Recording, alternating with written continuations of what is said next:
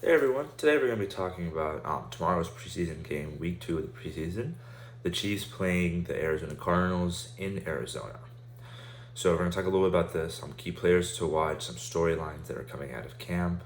Um, Obviously, talk about how much we think the starters are going to play, who we expect to see shine, some final positions that need to be decided before the final cut down day. And we'll be talking like a little bit before, and then this will be the second to last preseason game before the Browns next week at home for the final preseason game before the season opens on September 7th against the Detroit Lions at home. Obviously, we're the day where we raise the banner for our Super Bowl champion win, for being Super Bowl champions. Okay, so let's talk a little bit about this game, of course. So against the Cardinals, um, just decided the Super Bowl like 6 months ago. The Chiefs won that game. Obviously, the turf was really bad in that game. Of course, the Chiefs played there week 1 of last season. The turf was really bad that game too. We really don't need any more injuries happening this to any position basically. But the Chiefs have been seeing some injuries struggles, especially at the DB position. Najee Johnson tore his ACL. Nick Jones broke some of his fingers. So that last cornerback spot is still not decided yet. Last safety spot really not decided yet. So last few DBs in the room have not been settled. But injuries are keeping them from being settled. So we can't really afford any more injuries with this game. So hopefully we see that we come out of this game relatively unscathed, especially because of that field in Arizona. I know that we saw in the Super Bowl how easy it was to lose your footing. So hopefully the field is much better. I doubt that's going to actually happen, but the Chiefs can try their best to come out of this game injury free. So let's talk a little bit about what's going to be happening in this game. And so one of the main storylines that are coming out specifically about this game is that Andy Reid said the Chiefs are going to be playing the Chiefs starters are going to be playing the first half. And if you guys have seen Andy Reid talk about every preseason, you know that's not true. The starter's not going to play the entire first half. Last year they said the same thing in the second preseason game, and Patrick Mahomes came out with like 11 minutes left in the second quarter. That's definitely not the first half. So probably play 2 or 3 series. Maybe if they do good, probably take him off after two series. Maybe if they do bad, maybe push to 3 or 4. But yeah, he would definitely won't play the entire half. Maybe the starting offensive line will play a little bit longer. But Patrick Mahomes, Travis Kelce, and some other key starters will probably come out whenever when the first players start to come out. Hopefully see some of the Blaine Gabbert probably going to get snaps with a couple of the first team because the backup quarterback does need snaps in case Mahomes gets injured. Other than that, once maybe we're at like 5 to 10 minutes left in the second quarter, you probably see most of the starters come out by then and replaced by the twos. So if you really want to pay attention to this game, tune in early. It's important to see the early part of that game just to see how the starting offense and starting defense are looking like. And just like a really quick notice, last week's game, there's a lot of overreactions towards what happened. The starting defense didn't look great, obviously, but they don't really want to tackle hard in the preseason. They're not really running their best plays. Like I said, they're running this static coverage through the whole time in that game. They're not going to show anything why would they show anything against the preseason? Same thing on offense. They're trying to feature Clyde Edwards-Helaire. And as a couple of personalities have pointed out this week, um, he was in his home state, like in a stadium where he won a national championship, a high school state championship. So this is where he wants to. They're just trying to show off in front of a bunch of his friends, family that were there to watch him. So the Chiefs are just doing him a little solid.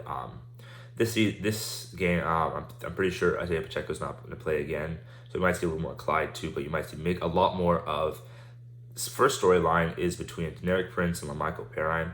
So Deneric Prince actually had like a lot of hype at the beginning of training camp. He was catching. He wasn't dropping anything. Got like, a lot of run with the ones. Was getting better as a pass blocker, but it seems in the last preseason game that LaMichael Perrine ate into some of his snaps. So we'll see how that goes this game. Because we know like the Chiefs are definitely going to keep Jerick McKinnon and Isaiah Pacheco. Clyde Edwards-Helaire, me personally, I think they're going to keep him.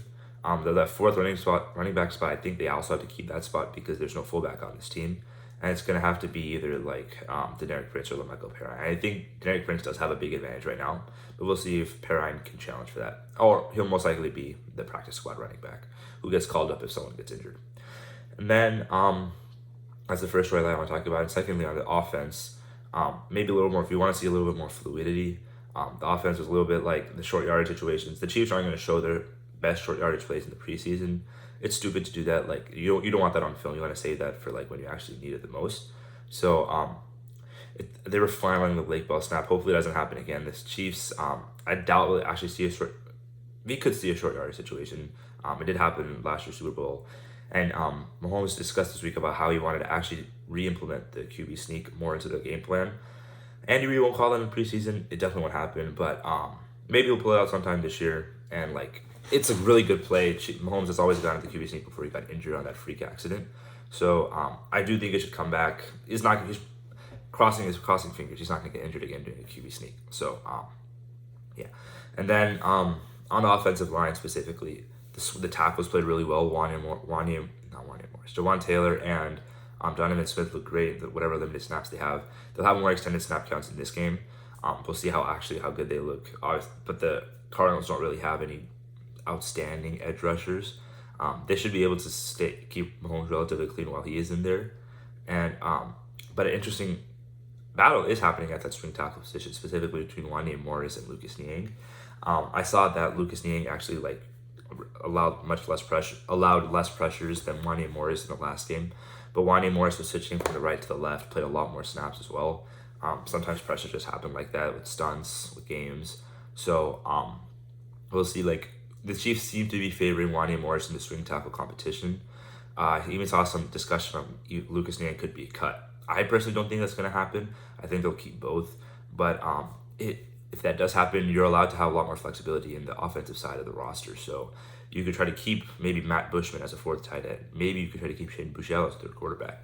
But other than that, it seems like the Chiefs are relatively settled the offensive line on most of their roster positions, except the last few battling in each room.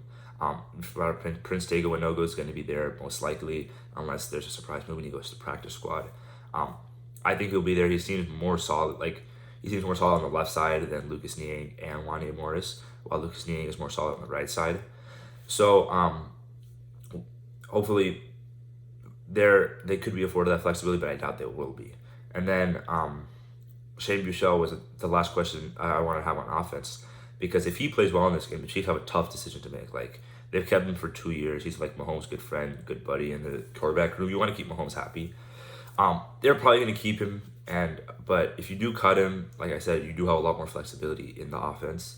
So if they do cut him, they can probably keep other players in other positions, players that might contribute more to the team. But keeping Patrick Mahomes happy is more important than having a fourth string tight end that's going to be in for like 30% of the special team snaps. So we'll see if what happens in this game. If he plays well, the Chiefs are going to have to end up keeping him. If they waive him, some other team is going to pick him up, and they have no chance of putting him on the practice squad.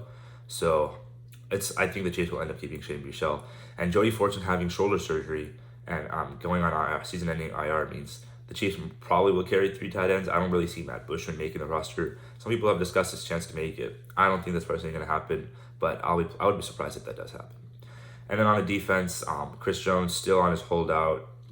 Hopefully that ends soon. Maybe we saw some encouraging signs this week, but it's his Twitter. Like, most of the time, those are just trolls. So, and then Charles Omenihu, he played really well in the previous game. So the defensive line looks relatively well done. And Keandre Coburn didn't come in as early as some people were expecting in this last game. They thought, especially with Treshaun Wharton and Chris Jones out, he would get a lot more run with maybe the twos and maybe even with the ones, breaking with the ones. But didn't really get that. A couple run with the two, a lot of run with the threes. But he played pretty well. And then in the linebacker room, Nick Bolton looked pretty bad the last game. I mean, that's just his game, like we talked about last week. He'll be fine. Probably not play that much game in this game either. He might be one of the ones that actually played the whole first half. With a couple other starting defenders. No, he might be the ones that don't actually play the whole of the first half, because he's like one of the best players on the Chiefs defense. So I would like to see better safety play. Mike Edwards actually played pretty well. Justin Reed, Brian Cook, not that well. I mean, we're kind of behind in tackles. Didn't really run well with the Saints receivers and tight ends. We'll see how they play. Hopefully they do play a little bit better this week. But in the end, it doesn't really matter. The Chiefs are running a very basic defense. They're being really soft in coverage. So you shouldn't really expect to see any outstanding plays made by this defense. Other than that, special teams was great the previous game.